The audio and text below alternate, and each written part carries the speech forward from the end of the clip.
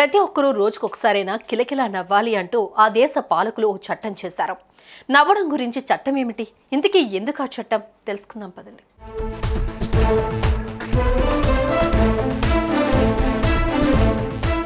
నవ్వు 4 విధాల చేటు అన్నది పాత నానుడి.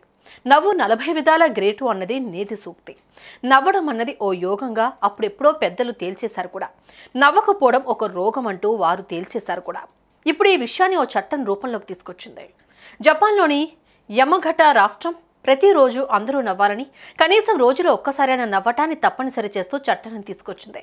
ప్రజల్లో శారీరక మానసిక ఆరోగ్యాన్ని పెంపొందించాలన్న సదుద్దేశంతో ఈ చట్టం తీసుకొచ్చామంటూ వివరిస్తోంది. తాజాగా ఈ చట్టానికి సంబంధించిన ఆర్డినెన్స్ ను జారీ చేశారు. దీంతో ప్రపంచవ్యాప్తంగా ఈ వ్యవహారం ఇప్పుడు చర్చనీయాంశంగా మారింది.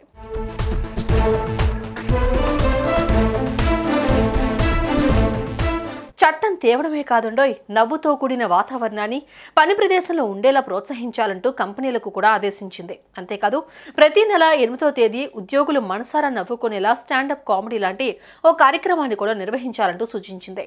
జపాన్లోని యమగట విశ్వవిద్యాలయంలోని ప్రొఫెసర్లు చేసిన పరిశోధనల ఫలితంగా ఈ నవ్వులాటను చట్టంగా తీసుకొచ్చారు యమగట రాష్ట్ర పాలకులు.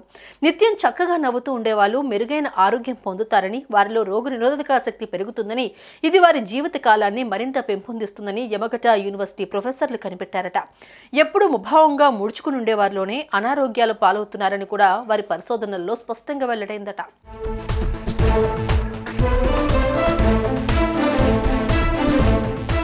అయితే ఈ చట్టాన్ని ఆ రాష్ట్రంలోని కొందరు రాజకీయ నేతలు తీవ్రంగా వ్యతిరేకించారు.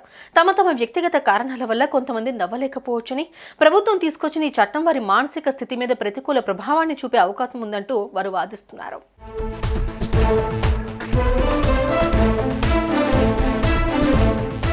ఈ వాదన మీద యమగట ప్రభుత్వం స్పందించింది. ప్రతిరోజు నవ్వాలని తాము బలవంతం చేయట్లేదని, ప్రజల ఇష్టానికే వదిలేస్తున్నామని, నవ్వని వారి మీద తామేం జరిమానాలు లాంటివి వేయబోమని వివరించింది. ప్రజలు నవ్వితే ఆరోగ్యంగా బతుకుతారన్న అంశంపై అధ్యయనం చేసి దాన్ని చట్టంగా మార్చే వరకు అక్కడి ప్రభుత్వం వెళ్లడం చూస్తే ప్రజా సంక్షేమం పట్ల జపాన్లోని ప్రభుత్వాలు ఎంత లోతుగా ఆలోచిస్తున్నాయన్నది మాత్రం వెల్లడవుతోంది. తాత్కాలికంగా ఆనందం కోసం అసాంఘిక కార్యకలాపాల్లోకి దిగిపోయి ఆ క్రమంలో చట్టానికి పట్టుబడి జీవితాంతం కుమిలిపోతూ జీవించే కంటే మనసారా నవ్వేంత మంచి జీవితాన్ని తమ చేతులతో తామే నిర్మించుకుంటే అనారోగ్యాలు ఆమడ దూరంలో ఉంటాయి. మందుల కోసం, చికిత్సల కోసం లక్షలు ఖర్చు పెట్టుకోవాల్సిన అవసరము తప్పిపోతుంది. ఇది మన డాక్టర్లు ఎప్పుడో చెప్పారు కూడా.